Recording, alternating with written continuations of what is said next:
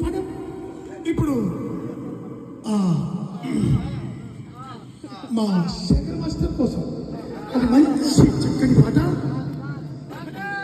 మీరు ఈ కళాకారులకు సప్పట్లు కొట్టి సన్మానం సప్పట్లు చేయాలి.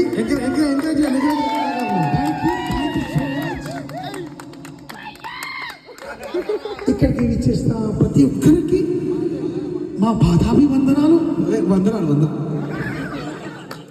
13వ అధ్యాయం 4వ పేజీలో ప్రభువా,